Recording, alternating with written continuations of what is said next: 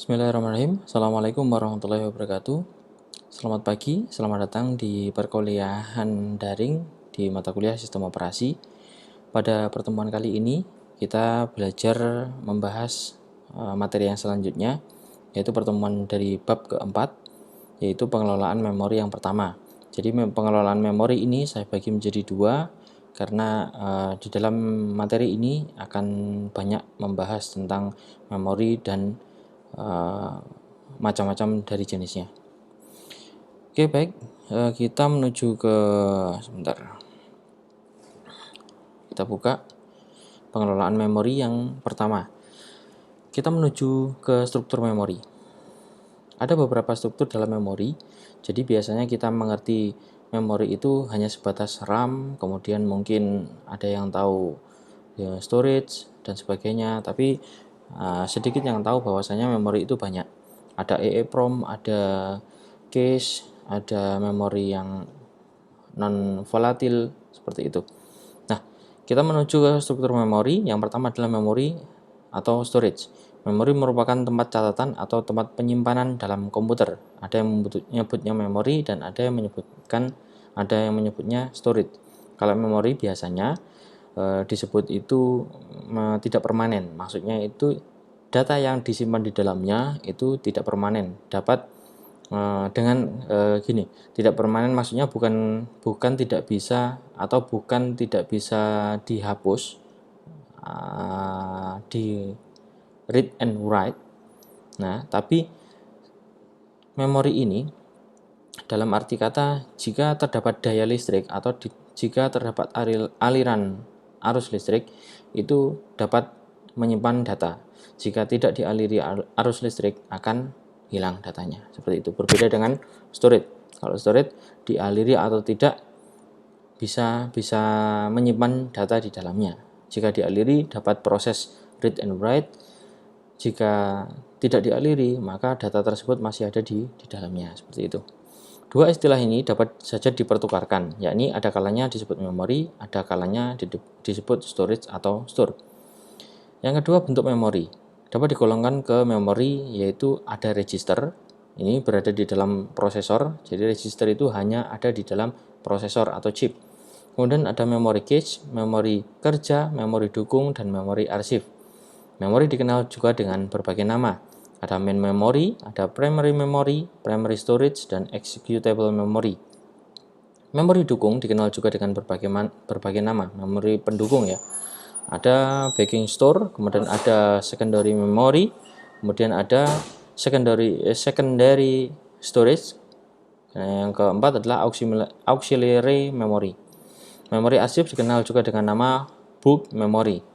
Nah, kita menuju ke memori yang memory cache. Fungsinya itu ukuran memori tidak terlalu besar. Jadi cache itu paling banyak itu sekitar ya yang paling banyak sekarang adalah 10 MB.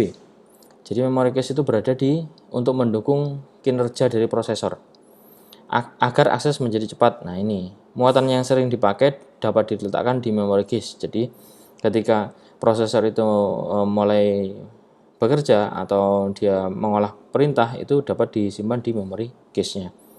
Ukuran dan waktu akses memori. Memori besar dapat menampung banyak muatan, waktu akses memori besar menjadi lebih lama juga. Nah, ini hubungan antara besar kecilnya akses dan waktu. Bentuk memori jika kecil otomatis cepat. Register jika kecil otomatis lebih cepat. Semua bentuk memori jika ukurannya kecil, otomatis aksesnya lebih cepat.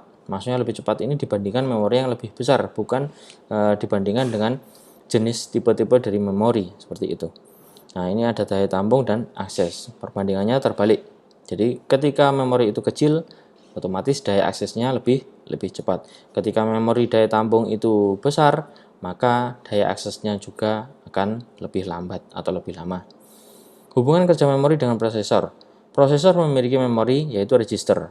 Kemudian memori yang mendukung prosesor itu adalah memori cache. Kemudian ada memori kerja, biasa kita sebut dengan RAM atau DRAM atau DDR dan sebagainya. Kemudian ada memori dukung dan ada memori arsip. Nanti akan kita jelaskan satu-satu, apa itu register, memori cache, memori kerja, memori dukung, dan memori arsip. Susunan memori dalam struktur komponen komputer adalah seperti ini. Ada CPU register, kemudian ada cache. Nah, ini merupakan temporary storage area. Ada cache dan RAM ini sifatnya adalah temporary. Kemudian ada permanen. Permanen itu ada room, kemudian ada removable device atau removable drives, kemudian ada network internet storage, kemudian ada hard drive. Nah, di bawahnya ada input source, yaitu ada keyboard, mouse, removable media, kamera, scanner. Ini juga termasuk dalam memori, tapi memori ini terpisah dari komponen komputer, seperti itu. Nah, kalau misalnya cache dan RAM itu disebut temporary memory atau memori yang hanya membutuhkan aliran listrik ketika dia bisa dapat menyimpan, dan ketika dia tidak dialiri listrik dia akan mati atau tidak bisa menampung. Itu berbeda dengan yang storage device. Nih, kalau storage device sifatnya adalah permanen. Ketika dialiri listrik dia bisa membaca atau menulis atau menghapus atau mengupdate dan sebagainya. Nah, ketika tidak dialiri arus listrik, memori ini masih akan dapat menyimpan data, hanya menyimpan data, bukan membaca atau menulis, seperti itu. Penggunaan register dilakukan melalui program komputer. Penggunaan memory cache juga dilakukan melalui program komputer. Proses berhubungan langsung dengan memori kerja, memory cache dan memori kerja. Jadi prosesnya register itu, memori yang berada di dalam prosesor itu sangat berhubungan langsung dengan memori cache, dengan memori kerja atau RAM. Prosesor tidak berhubungan langsung dengan memori dukung atau memori arsip. Memori arsip itu kayak ya hard disk dan sebagainya, USB atau removable drive itu tidak langsung berhubungan. Maksudnya tidak langsung berhubungan itu jika tidak saling berhubungan atau tidak dihubungkan, itu masih dapat bekerja. Prosesor masih dapat bekerja. Isi memori dukung atau memori arsip yang perlu diolah di prosesor harus dimuat dulu ke memori. Jadi kalau misalnya kita memiliki salah satu aplikasi, misalnya game lah istilahnya, kita punya game, aplikasi game atau game itu sendiri di dalam USB seperti itu. Nah, ketika kita mau memainkan game tersebut kemudian dihubungkan di dalam laptop, maka ada beberapa file sistem di dalam game tersebut yang harus diupload ke dalam memori kerja atau memori RAM, seperti itu. Ketika dapat diupload, maka prosesor sudah bisa berhubungan dengan memori yang ada pada USB tersebut. Memori kerja dengan prosesor hubungannya yaitu ada prosesor, kemudian ada memori kerja RAM. Nah, ini ketika prosesor itu membutuhkan pengolahan dari proses, dia membutuhkan apa-apa perintah tersebut disimpan di dalam memori atau memori kerja. Nah, jadi ketika kita punya suatu aplikasi yang ingin kita jalankan, dia harus di-upload dulu atau dimuat dulu di dalam memori kerja. Semakin banyak memori kerja atau semakin banyak daya tampung memori kerja, semakin cepat juga kerja prosesor. Nah, tadi kita sudah mempelajari struktur dari memori, kita masuk kepada konstruksi memori. Yang pertama, kita menuju ke memori cache. Ada banyak macam memori cache, ada level 1, level 2, level 3. Nah, ini.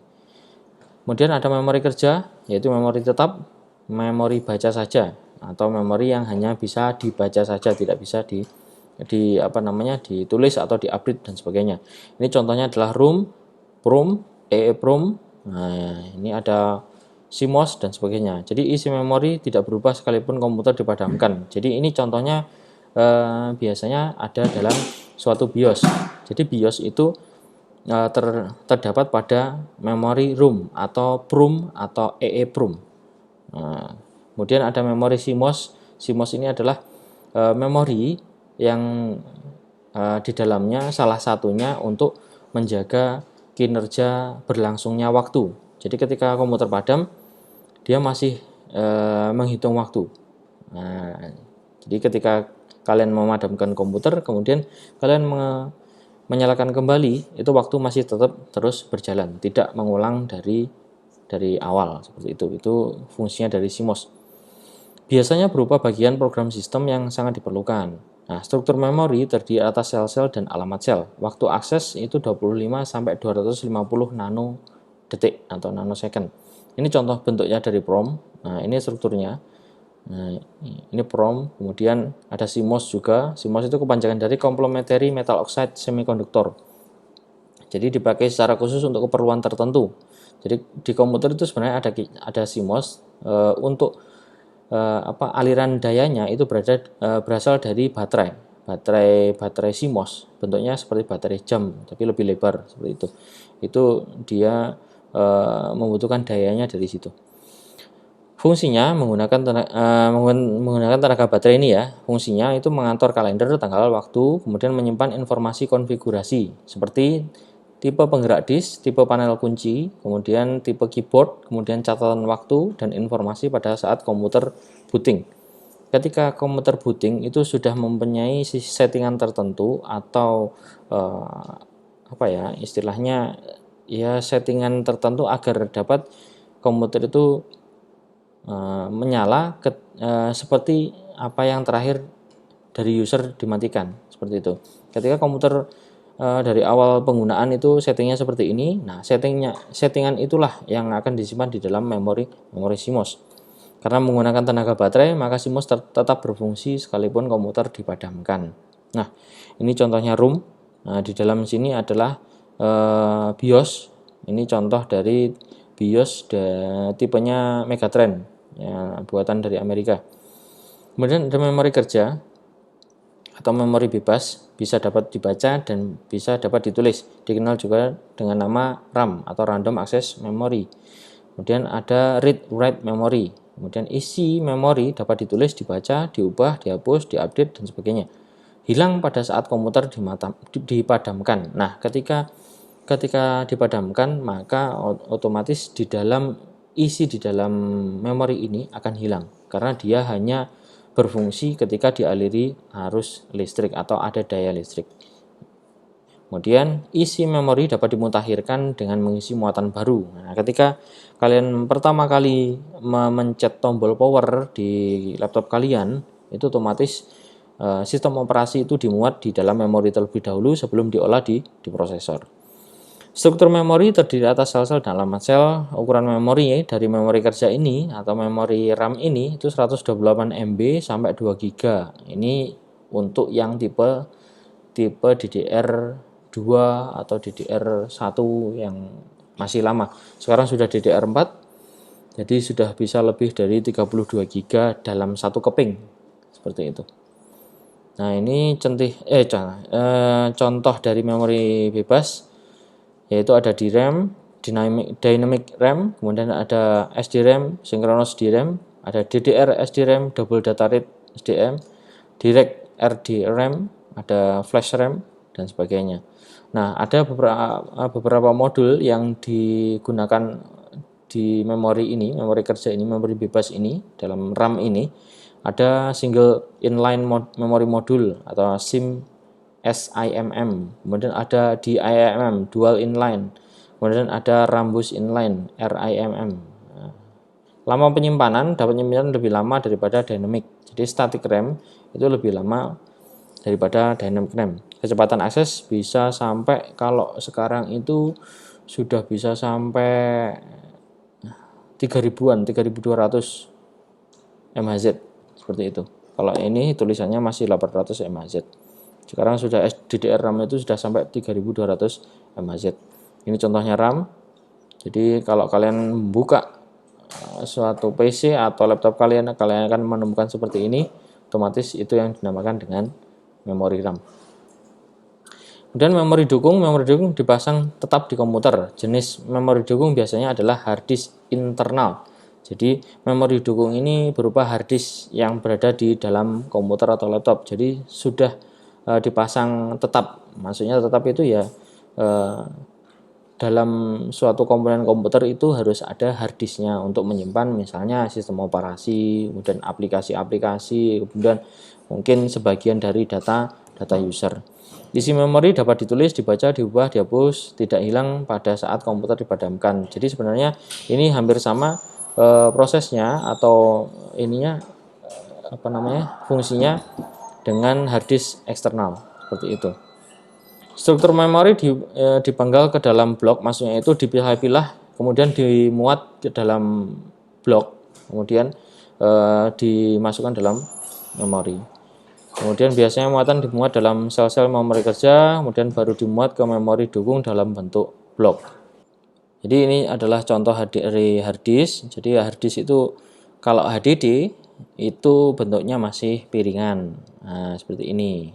Nah, nanti untuk cara muatan data itu konstruksinya seperti ini. Jadi piringan itu dibagi beberapa garis diagonal, kemudian dari setiap perpotongan garis diagonal itu ada muatan datanya. Nah, ini contoh muatan datanya. Kemudian yang selanjutnya, setelah memori dukung ada memori arsip. Memori arsip dapat dipasang dan dilepas dari komputer sehingga dapat disimpan dan dibawa. Nah, ini bisa removable, seluruh removable disk atau removable drive itu termasuk dalam memori arsip. Jenis memori arsip mencakup hard disk, CD-ROM, cartridge atau pita. Maksudnya cartridge atau pita itu gini. Jadi pita itu maksudnya pita yang bukan buat print, tapi pita untuk menyimpan data. Nah, dulu ada disket namanya. Nah, di dalam disket itu ada piringan hitam, di mana di dalamnya itu bisa dimuat data seperti itu. Isi memori dapat ditulis, dibaca, diubah, dihapus, kemudian tidak hilang pada saat komputer dipadamkan. Sama fungsinya dengan memori dukung. Jika memori dukung itu hanya masalah tempatnya saja, kalau tempatnya itu di dalam dan menetap di komponen komputer, dalam salah satu komponen komputer, kalau memori arsip itu bisa terlepas. Struktur memorinya dipenggal ke dalam blok, maksudnya dipenggal itu dipotong-potong dalam beberapa blok, kemudian bisa dimuat di masing-masing memori. Biasanya muatan dibuat dalam sel-sel memori kerja, kemudian baru dimuat di memori arsip dalam bentuk blok-blok seperti itu. Nah, ini contohnya CD-ROM. Nah, jadi cara membacanya CD-ROM adalah berputar melawan arah jam seperti itu. Pembacaannya. Ini adalah CD-ROM playernya, ada disk drive-nya ditaruh di sini, kemudian ada ini lasernya, laser lens. Nah, ini laser lens untuk membaca, ada tracking motor, ada tracking drive, kemudian ada laser pickup assembly, ada disk drive motornya. Kemudian ada smart media atau compact flash. Nah, ini biasanya digunakan, ini sudah dulu ya, maksudnya ini sudah mungkin generasi komputer yang keempat. Jadi sekarang sudah dirubah menjadi USB ya. Jadi sudah menggunakan universal, bahkan sekarang inputnya atau colokannya itu sudah berbentuk versi ketiga, USB Type 3, USB Type C seperti itu.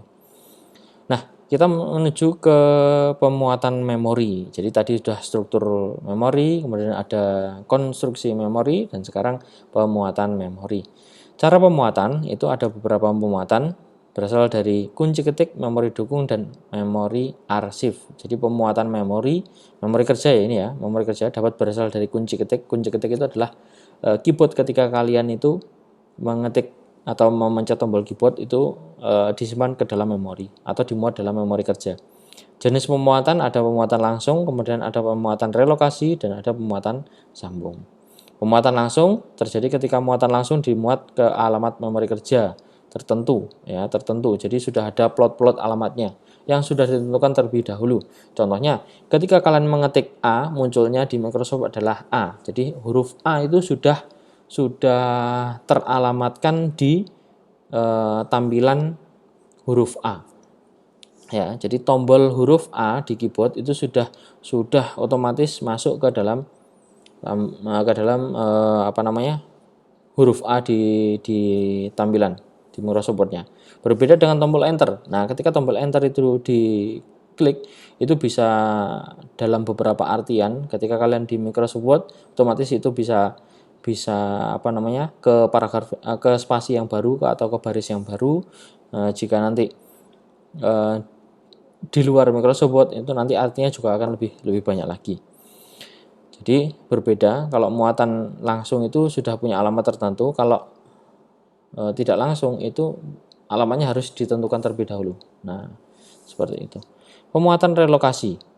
Nah, tadi ada pemuatan langsung, sekarang pemuatan relokasi, di mana pemuatan relokasi ini terjadi ketika muatan dimuat ke alamat memori yang tidak ditentukan terlebih dahulu. Jadi ketika sudah dimuat tapi belum ada alamat tertentu, jadi masih mencari, seperti itu. Muatan dimuat ke alamat memori kerja yang bebas, jadi masih dimuat di alamat memori yang bebas, nanti akan diteruskan ke alamat yang dituju. Kemudian ada pemuatan sambung, di mana muatan terdiri dari beberapa modul yang terpisah. Setelah dimuat, mereka perlu disambung menjadi satu, seperti itu. Setelah dimuat ke alamat tertentu, baru mereka akan disambungkan, seperti itu. Pemuatan sambung, ini contohnya ini. Misalnya ada memori, ada suatu perintah berukuran 200 KB, kemudian ada berukuran 100 KB, ada perintah berukuran 250 KB, kemudian disambung dulu. Nah, setelah dimuat, ini kan muatan pertama dulu. Nah, ini muatan pertama, muatan kedua, muatan ketiga. Setelah dimuat, baru disambung dengan penyambung, baru setelah muatan tersebut jadi satu, baru alamatkan sesuai alamat yang dituju. Yang kedua, lokasi muatan. Muatan pada memori kerja terdiri atas banyak sel dan setiap sel memiliki alamat. Proses mengakses sel demi sel pada memori kerja terjadi di dalam siklus, yaitu jemput dan kerja. Jadi perintah dari pengalamatan memori itu menjemput perintah tersebut, kemudian mengerjakan, atau misalnya mengerjakan itu menyerahkan mengantarkan kepada alamat tertentu. Sel memori terdiri atas alamat sel dan isi sel. Jadi ada alamat dan isi. Alamat dan isi memori kerja contohnya seperti ini. Nah, ini adalah alamat 177EF, 177FO, F1, F2 dan sebagainya. Nah, isinya itu adalah ini. Isi memori E8, 04, 00, B4 dan sebagainya. Sistem pengalamatan sel memori. Alamat mutlak, dikenal juga sebagai alamat fisik, merupakan alamat setiap sel pada memori kerja. Alamat tidak akan berubah. Seperti itu. Jadi ada beberapa alamat mutlak di dalam memori RAM, itu alamatnya tetap dan tidak bisa diubah-ubah. Contohnya ketika kalian menyalakan komputer pertama kali, otomatis alamat yang dituju adalah BIOS. Nah, dari BIOS dijemput oleh memori RAM, kemudian diolah untuk memanggil sistem operasi. Nah, itu sudah paten alamatnya, tidak bisa dirubah-rubah. Kemudian ada alamat relatif, dikenal juga sebagai alamat logika, merupakan alamat sementara pada sel memori. Untuk urutan alamat adalah tetap, sedangkan alamat awal dapat ditentukan sembarang. Ini contohnya ketika kalian sudah masuk dalam suatu sistem operasi, nah itu alamatnya sudah tetap, yaitu adalah sistem operasi tersebut. Nah, ketika kalian menyalakan komputer pertama, nah ketika sudah dimuat BIOS, sudah masuk startup, nah alamat yang dituju selanjutnya itu adalah alamat relatif, yaitu alamat yang sudah tetap, yaitu ke sistem operasi yang ada di dalam memori dukung tersebut, misalnya memori harddisk tersebut lah istilahnya. Nah, kalau sudah masuk ke dalam sistem operasi, nah terserah itu nanti alamat-alamat yang selanjutnya, misalnya itu mau memuat apa dulu. Oh, sekarang yang dimuat adalah antivirusnya dulu. Sekarang yang dimuat adalah internetnya dulu, aktif atau belum. Nah, itu alamat awal dapat ditentukan sembarang, itu seperti itu. Jadi yang mau diproses dulu itu apa dulu, seperti itu. Nah, ini ada alamat awal, kemudian ada alamat akhir. Nah, ini bisa dibolak-balik menurut memori kerja tersebut. Nah, jika ini menggunakan memori relatif. Lokasi isi sel memori di dalam blok. Blok memori terdapat di memori dukung atau memori arsip. Nah, itu memori arsip itu adalah hard disk. Nah, ya tadi ya. Atau memori dukung itu hard disk yang berada di dalam komputer. Blok memori dapat juga diberi nomor blok. Nah, ini nomor blok 1, 0 dan sebagainya. Nah, kalau yang di dalam kotak ini adalah bloknya, tempatnya untuk menaruh isi dari memori. Alamat sel mutlak di dalam blok. Ketika sel dimuat dalam blok, maka muatan itu mencakup alamat sel dan isi memori. Alamat sel memori kerja boleh saja alamat mutlak. Ketika dimuat kembali ke dalam memori kerja, isi sel akan kembali ke alamat sel mutlak. Nah, ini ada alamat mutlak, kemudian diupload atau dimuat ke dalam memori. Nah, misalnya ini adalah file dari sistem operasi. Kemudian alamat sel sistem operasi ini dimuat ke dalam blok dari memori RAM. Nah, harus dimuat dulu.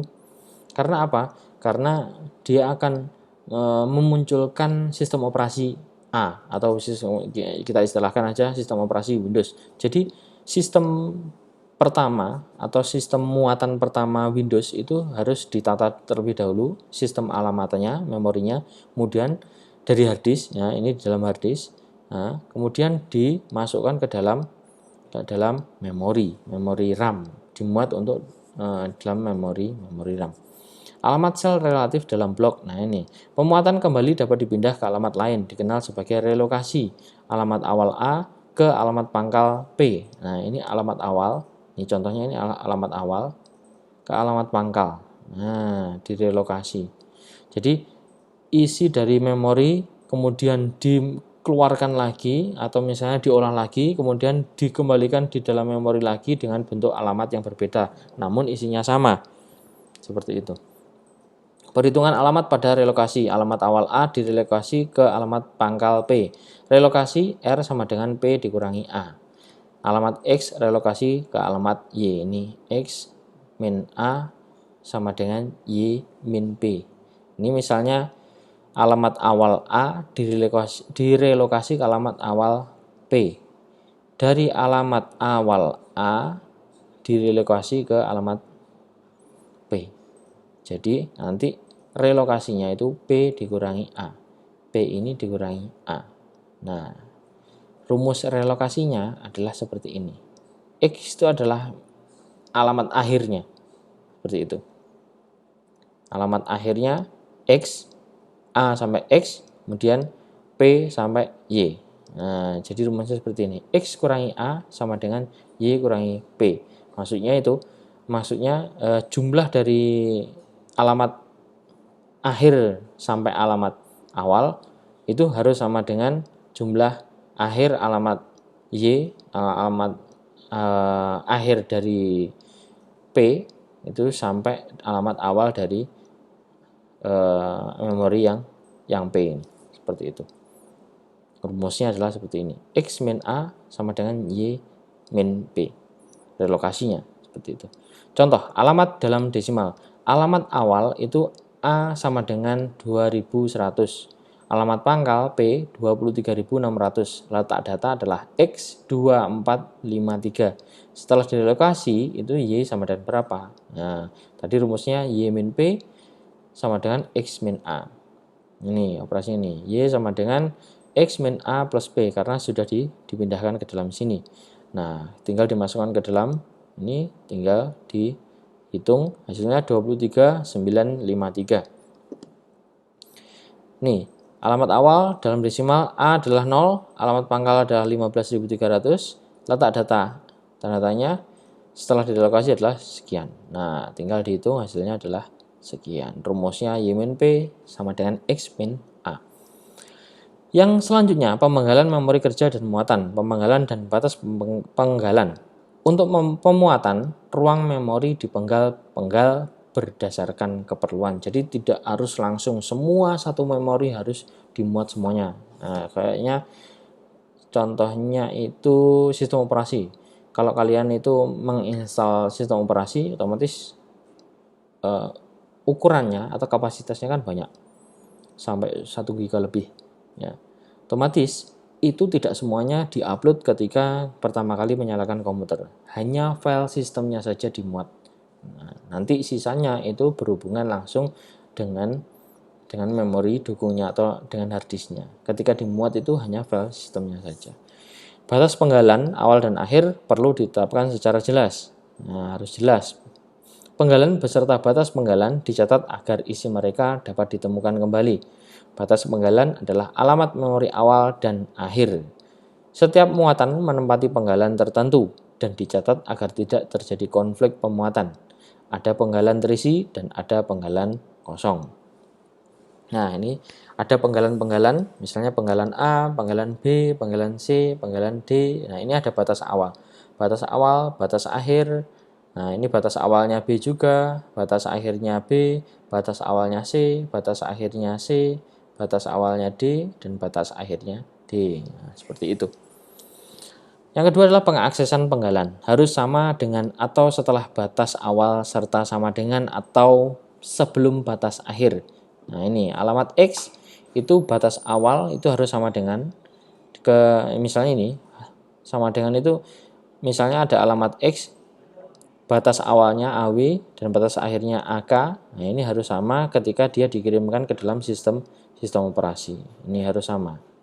Batas awalnya itu dan batas akhirnya itu harus sama.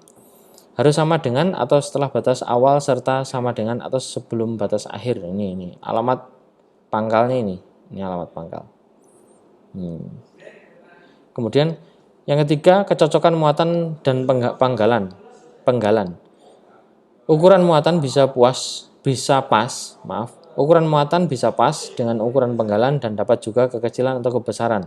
Ini muatan. Ini pas, kemudian ini kebesaran, ini kekecilan. Ini pas sesuai dengan muatan. Kalau ini kan kebesaran, lebih besar. Kalau ini terlalu kecil, kekecilan. Fragmen. Ketidakcocokan antara ukuran muatan dengan ukuran penggalan menghasilkan fragmen. Jenis fragmen ada fragmen internal dan fragmen eksternal. Fragmen internal. Nah, ini fragmen internal ini seperti ini. Jika muatan dan memori itu muatan itu lebih kecil, nah, dengan memori itu ada fragmen internal. Kalau fragmen eksternal, nah, ada banyak fragmen, jumlah mereka mencukupi untuk muatan. Setiap fragmen ternyata terlalu kecil untuk ukuran muatan. Kumpulan fragmen dikenal sebagai fragmen eksternal. Nah, muatan. Fragmen eksternal itu ketika muatan itu lebih besar daripada memori, seperti itu. Pencocokan muatan ke dalam penggalan memori kerja. Pencocokan diurut dari penggalan di alamat kecil ke penggalan di alamat yang besar. Jenis pencocokan ada first fit, ada best fit, dan ada worst fit. Kalau first fit itu pada saat pertama kali cocok langsung dimuat, ketika cocok langsung dimuat. Nah, kalau best fit itu pemuatan pas atau dengan fragmen internal terkecil. Nah, kalau ada fragmen internal terkecil itu otomatis dimuat dengan tipe ini best fit ini. Cocok terburuk worst fit. Pemuatan dan fragmen internal terbesar. Kalau ada sisa memori yang terlalu banyak itu nanti pemenggalannya itu terlalu jadi kalau diistilahkan seperti ini, muatannya itu hanya 500 KB tapi memori muatannya itu 1 MB ya, terus penggalannya atau tempat atau bloknya lah, blok yang untuk mengisi muatan tersebut itu lebih dari 1 MB sampai 10 MB, itu kan membuang-buang tempat. Nah, itu lebih baik yang sisanya itu dibuat atau diperuntukkan di memori atau perintah yang lain. Cocok pertama, terbaik dan terburuk, misalnya ini. Maaf. Nah, ini cocok pertama, ini cocok. Kemudian cocok terbaik ini. Nah, kemudian cocok terburuk ini terlalu. Nah, kalau cocok terbaik ini dengan muatan 2 KB itu tempatnya atau bloknya itu 3 KB, itu masih ada 1 KB itu untuk ruang geraknya itu masih normal, sesuai. Kalau 4 KB itu cocok pertama, maksudnya cocok pertama itu terlalu longgar. Jadi ya memang bagus untuk istilahnya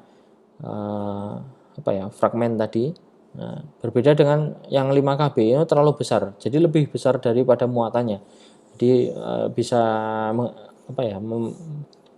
mengakibatkan pemborosan daya juga, itu akan bisa. Alokasi memori pemuatan langsung seperti ini. Jadi ada blok, ada memori kerja, itu langsung dimuat langsung. Jadi langsung ditempatkan, sudah ada alamat-alamatnya tersendiri. Pemuatan relokasi, nah ini direlokasi dulu dari memori, dari blok ini ke memori kerja, itu direlokasi dulu. Kemudian catatan alokasi memori, penggalan dicatat agar dapat dipantau dan diakses. Jadi ketika memenggal beberapa perintah, ada perintah 1 MB dipenggal-penggal menjadi 500 KB, kemudian jadi 250 KB, dan dipenggal biar dapat diakses dengan cepat. Tapi catatan pemenggalan ini harus dicatat. Nah, maksudnya dicatat itu, tadi itu penggalannya yang pertama 500 KB, yang kedua 250 KB, misalnya seperti itu.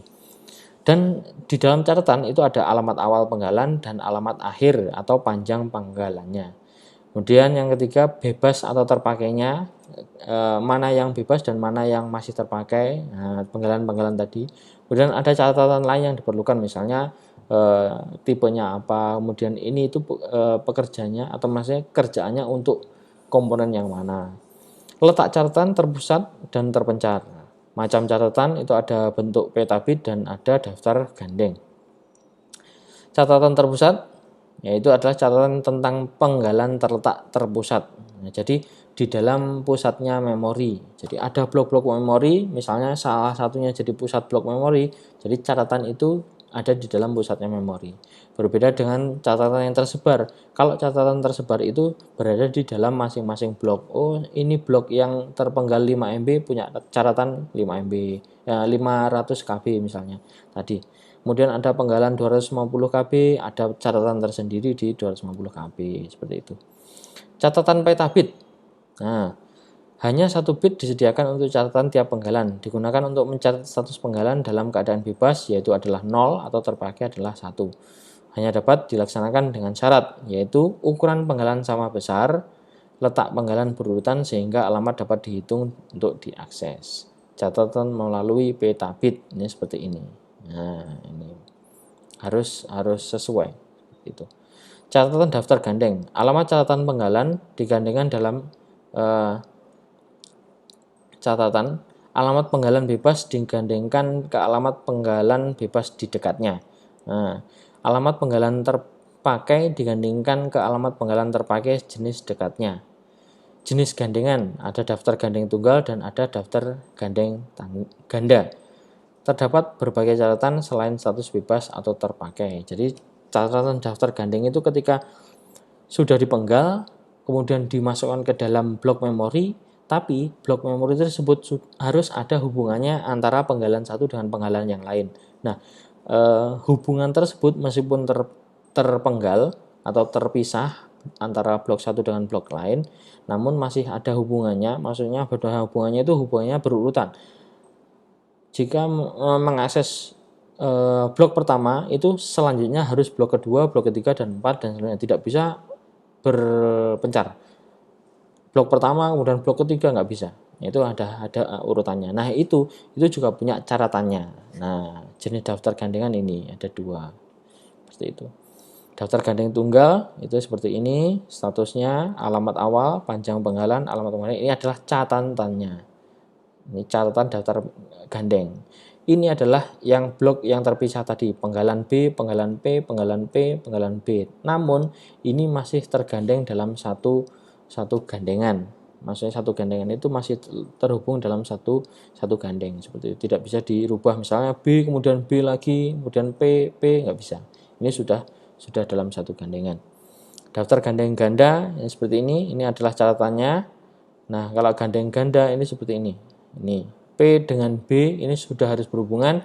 Kemudian ada P, B, B, P lagi, ini ada gandengan lagi. Nah, jadi gandeng ganda itu ada beberapa gandengan. Nah, ada gandengan 1, gandengan 2. Nah, itu juga saling berhubungan. Penggabungan penggalan bebas berdampingan. Seharusnya penggalan bebas berdampingan dapat digabung menjadi satu penggalan bebas saja. Karena berbagai catatan, hal ini tidak mudah untuk dilakukan. Salah satu caranya adalah kompaksi. Nah, ada ada algoritma untuk mengkompaksi dari penggabungan penggalan bebas itu. Jadi ada beberapa penggalan nanti yang bisa digabungkan dengan penggalan yang lain, tapi harus ada algoritma kompaksinya. Tapi itu terlihat susah. Kemudian yang selanjutnya sistem berpasangan atau body system. Salah satu cara untuk memudahkan penggabungan penggalan kosong berdampingan dilakukan melalui sistem berpasangan. Cara kerjanya, penggalan dipecah menjadi dua sama besar berkali-kali ya, sampai cocok terbaik untuk muatan. Jika dua penggalan hasil satu pecahan sudah bebas, maka mereka bergabung menjadi satu penggalan bebas. Dua penggalan bebas hasil beda pecahan tidak bisa digabung menjadi satu penggalan bebas itu. Nah, ini cara kerjanya body system. Contoh, ini ada muatan sebesar segini dan ada muatan B seperti ini. Muat C ini dipecah atau dipenggal seperti ini. Ada dipecah menjadi seperti ini. 1, 2, 3. Kemudian dipecah lagi ini ada alamat A, muatan A seperti ini. Nah, seperti itu. Muatan A 70 kb, B 35 kb, C 80 kb, D 60 kb sampai seperti ini.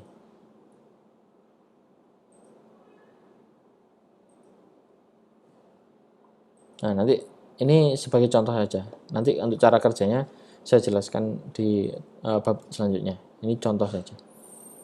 Nah, selesai dan sebagainya. Nah, ini ketika sudah digabungkan dia kembali menjadi semula. Oke.